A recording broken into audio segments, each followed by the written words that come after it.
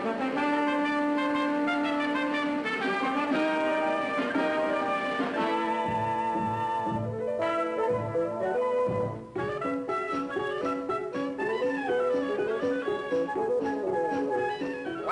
what a beauty.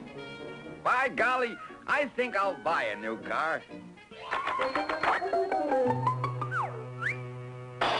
3 o'clock, boss. Time to go home.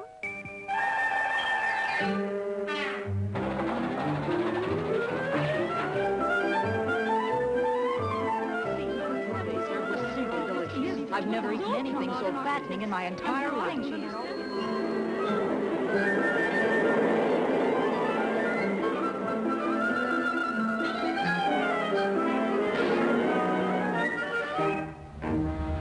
San Diego Freeway southbound's not moving, well, it's moving about 5 miles an hour. Fast lane taken up by that 3-car non-injury wreck. Look for the usual slow crawl through the Pomona Valley. We start out on the 60 to the 10. So we start from 10 to the 210. Then we go from 210 to the 134. And from the 134, we get on the 5. We spend an average of 4 hours a day. It's dark when we leave, and it's dark when we come home.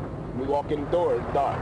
We really be together more than our own family. I mean, for me, I be with them more than I be with my own family. So a multi-car crash blocking the fast lane. Southbound PCH still a struggle from Topanga to Sunset. In Orange County, we got a problem with a 605 at Catella.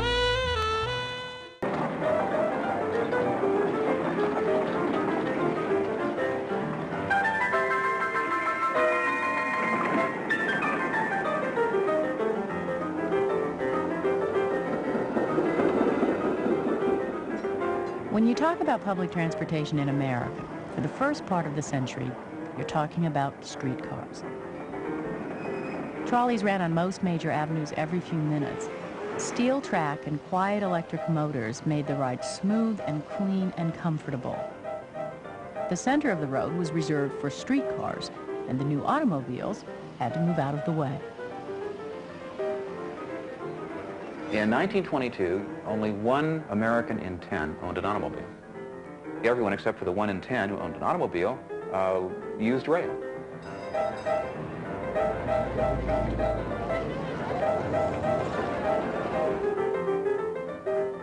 At that time, Alfred P. Sloan said, wait a minute, this is a great opportunity. I mean, we've got 90% of the market out there that we can somehow turn into automobile users. If we can eliminate the rail alternatives, we will create a new market for our cars. And if we don't, then this whole, the entire General Motors sales are going to be leveled. They had to get rid of the streetcars. They wanted the space that the streetcars used for automobiles.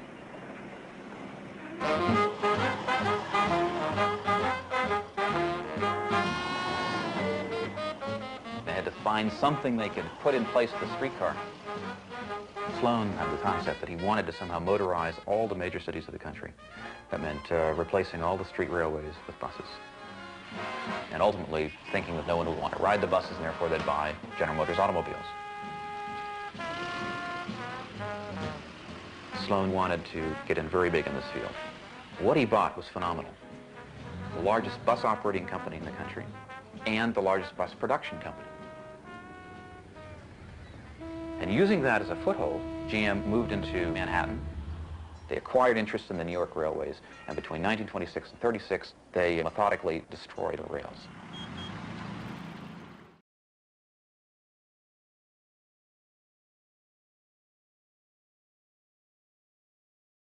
Drive, I have a car. My main method is taking the bus and train. I usually find a ride home from a friend.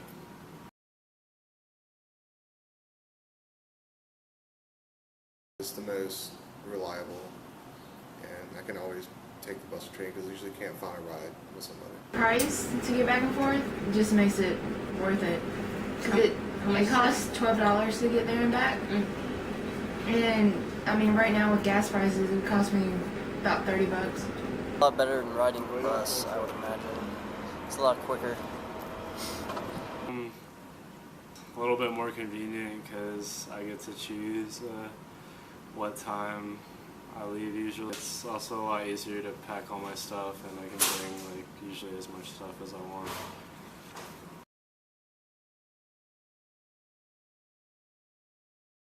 I got to pay for gas, which is probably like 2 or 3 times the price. So, you know. I mean, I don't mind riding the bus, going home and back, but trying to get around Boone sometimes after a lot of people, and it gets tough, and you're like, hey, can you bring me to Walmart every so often? And they're like, so, yeah. So, I mean, it's easier to ride the Apple Cart, but sometimes you can't get everywhere you need to go by the Apple Cart. Yeah. It's a lot more stressful because I have to make sure that I'm on time for the bus, because if I miss it, then I'm not going to be able to get back home, pretty much. And it's really, buses are usually pretty crowded if it's a busier weekend to go home. So there's a lot of times there's not a lot of room on the bus, and it's kind of uncomfortable to sit. And it also takes a lot longer than a car. Like the bus trip from here to Greensboro takes about 3 hours, or usually only takes like an hour and a half to 2 if you're driving in a car. And then the train ride's like another hour and a half. Not really sure. I've found a ride home from a friend every time. Yeah, I guess it's a little bit more expensive because I have to pay for the gas or help pay for it, but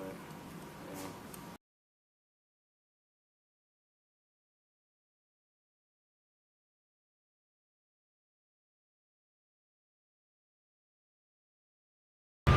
Here with Tommy Auscherman, and I'm just going to ask him a few questions. So Tommy, tell me about your experience here at Appalachian. Well, it's my 5th year. I'm a double major, appropriate technology and geography. My best friend in high school, Kyle, came here. He was a year older than me, and I came down to visit him. He was a year. He was here doing a geography major. Came down to visit him and decided that it was a place for me just because of the mountains. Didn't really even know anything about the program. Yeah. Just loved the area and came down from PA, and I've been here for 5 years and been super happy. So it's good. Yeah. So you're an appropriate tech and you're liking it? Yeah, loving it. Really hands-on, and learned a lot about just alternative energy, and it's kind of a wide view on everything. But you know, if you find something you're really into, there's room to get more specialization. So I think it's a good program. Awesome. Yeah. So, and like in Boone and ASU, around this local area, how does like our culture affect like the transportation, the way we get around? Well, I think people in this area, they are conscious of the importance of local businesses and kind of the beauty of keeping things small and sustainable. But at the same time, I mean, it's just like any college town. It's fast-paced, and I think we have a lot of ideals, but bringing those ideals into reality is kind of a different story. So, so it's definitely a challenge, but I think we do a great job in comparison to a lot of universities. I think we're pretty on top of it, but we definitely have plenty of room to grow as well.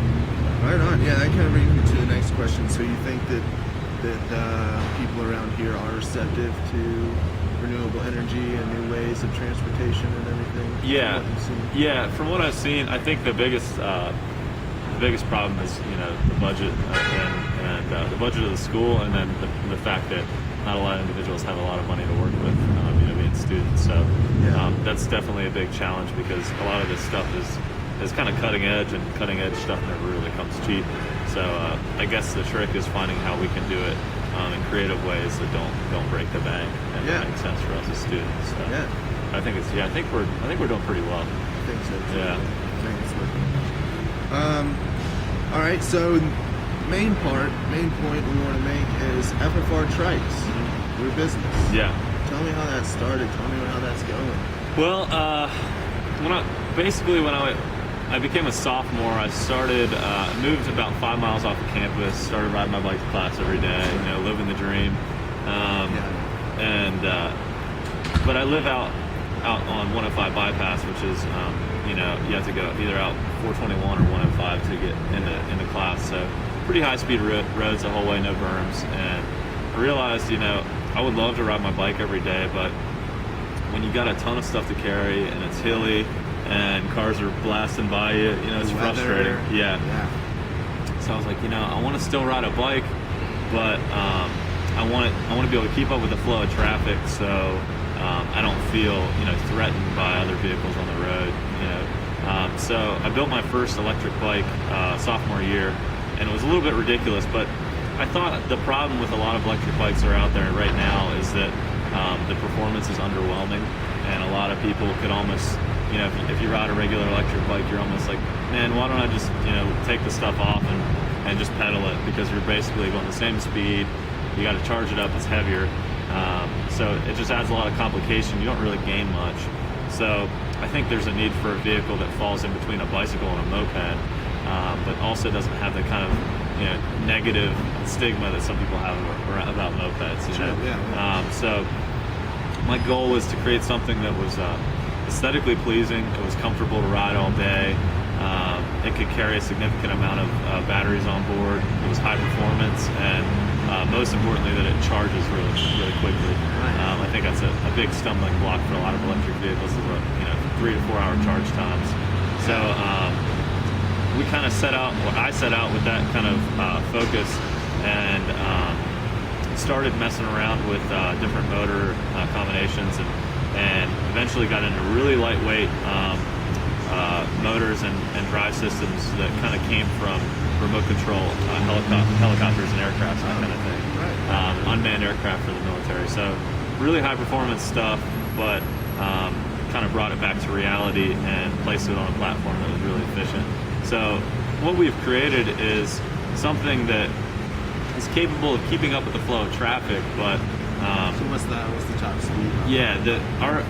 Our Transition 1's geared for 30 miles an hour, and that's in compliance with North Carolina law, so it doesn't need to be licensed like a moped. But the neat thing is, at 30 miles an hour, you can keep up with the general flow of traffic around town with no problem.